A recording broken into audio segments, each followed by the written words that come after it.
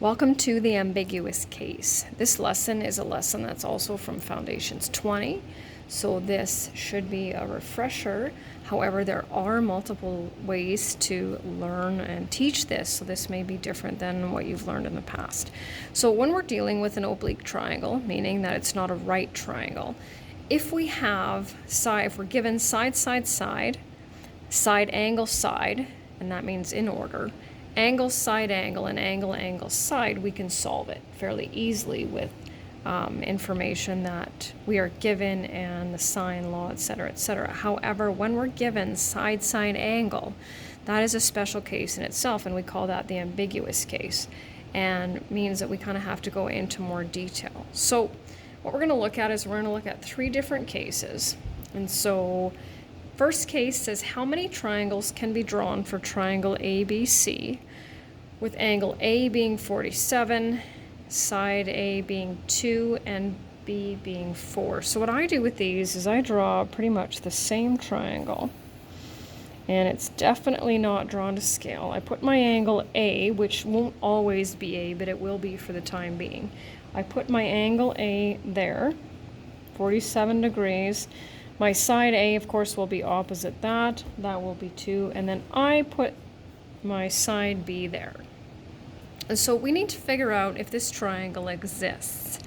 And in order to do that, we need to calculate the minimum length for this opposite side in order for a triangle to exist. And of course, the minimum length we can have in order for a triangle to exist there would be the what of the triangle? The height. I'm just going to slide over here, right? Minimum length is the height of the triangle.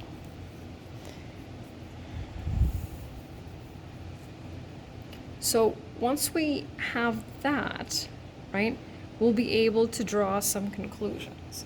So we'll go back to our basic Foundations and Pre-Calculus 10 formulas, right? Sine of 47 equals opposite over hypotenuse. So we'll do that. See if I can still keep it in the window here. So sine of 47 equals opposite over hypotenuse, right? Doing some cross multiplication here, I get h is 2.93. Okay?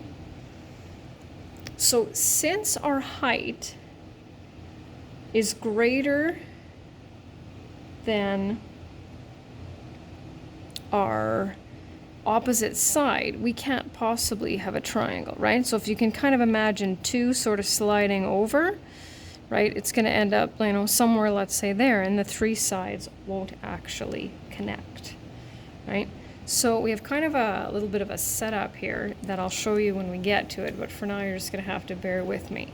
So since our opposite side is less than our height of the triangle, which is less than our adjacent side, which I meant to put B, there is no triangle. No triangle exists. That's scenario number 1.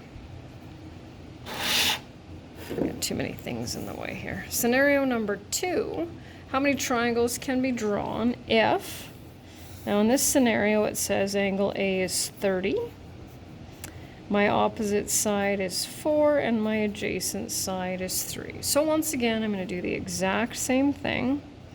Calculate my height.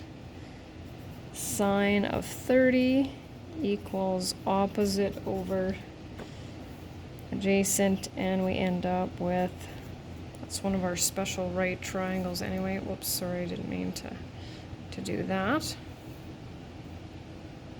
So now, right, our height is less than this, but then this time we also notice that our adjacent side is greater than our opposite side. So since we have h less than b, which is less than a, we have one triangle.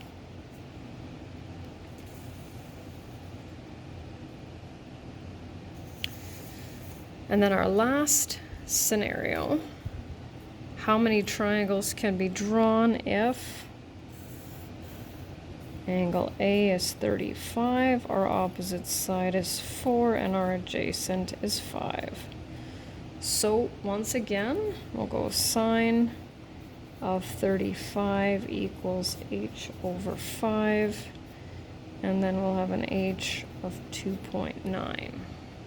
So now our height is less than our opposite side, which is less than our adjacent side. And so what that means, and this is kind of some neat apps on the web that you can see, and what it does is it takes this 4 and it pivots it and it slides it over here so that it creates an obtuse triangle as well, and we'll get into how to calculate that. So since h is less than a, which is less than b, then we have two triangles. And I've seen lots of different ways to summarize it, and this, if I can get it all to fit, even though I don't think I can, is probably my favorite and most concise. So if we're given angle A and sides A and B, if we have an acute angle and the height is less than the opposite side, which is less than the adjacent, then we'll have two triangles. If the height's smaller than the adjacent side, but then that's smaller than the opposite, we'll have one triangle. And then if the opposite side is less than the height, which is less than the adjacent side, then there will be no triangles. And having an obtuse angle is actually quite simple. We don't even have to calculate anything. If the opposite side is greater than the adjacent, there will be one triangle. And if the opposite side is less than or equal to the adjacent, there will be no triangles. And so that, in essence, is the ambiguous case. So now we'll get into a little bit of some calculations here, and I know you can only see part of it. I wonder if I'll just read it out. It says, determine the number of triangles and the measure of angle B if angle A is 32, side A is 18, and side B is 15. So once again, we're just going to go one step further here. So we're going to put our information in, right? Height. So we'll calculate our minimum height. Sine of 32 equals opposite over, and when I do the calculations, I get h is 7.9. So since we have h, which is less than b, which is less than a, and this is definitely something you're going to want to put on your study sheet, we're going to have one triangle. So now we'll calculate the measure of angle B using the sine law. So we'll have sine of 32 over 18 equals the sine of B over 15. Right? So when I do my cross multiplication and I take the sine of 32, multiply it by 15, and divide that by 18, then I get the sine of B, and watch your steps for this. Right? Use my inverse function to determine that angle B is 26.2 or 26 degrees. So next one, determine the number of angles and the measure of x if, let's see what we got here. Now we're going to switch up the letters a little bit, which makes it interesting, especially if you practice enough with the A and the B. So angle x is 52, lowercase x is 21, and we're interested in y. So we'll set up our sine of 52 equals h over 38. So the minimum height I can have for that would be 29.9, right, which is less than this, so that's not going to work too well, right? So since we have x being less than h being less than y, no triangles, so we can't calculate the measure of angle x. Why? Because there's no triangle. Or angle y, sorry. I should say angle y. That's better. Angle x is already given.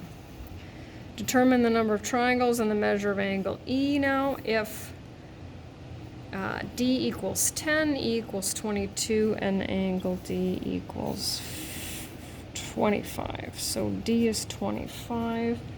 My opposite side is 10. And calculating h. So then we'll have sine of 25 equals h over 22. So the way that I kind of do it is if I get, right, if this is smaller than this, which is smaller than that, then I know I have two triangles. That's how I do it. So since h is less than d, which is less than e, right, we have two triangles. So we'll use the sine law.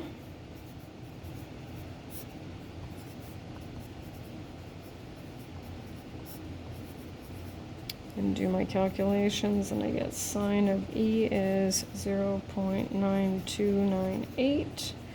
So then we have angle E is 68.4. Now, if we have two possible, like there's two triangles, we need to have two measures for angle E. And so what that means is for our acute, right, that'll be right here. That'll be our 68.4.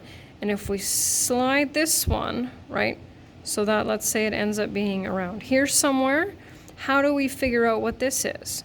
Well, if this and this have to be the same length, even though you can see by my dotted line that they're definitely not going to be the same length, right? But they have to be, right? Then we know that these two angles will be equal. So if this is 68.4, this is 68.4, and how do we determine that? Well, we take 180 and we subtract 68.4. So then we have an or angle E equals 111.6 degrees. And that's it.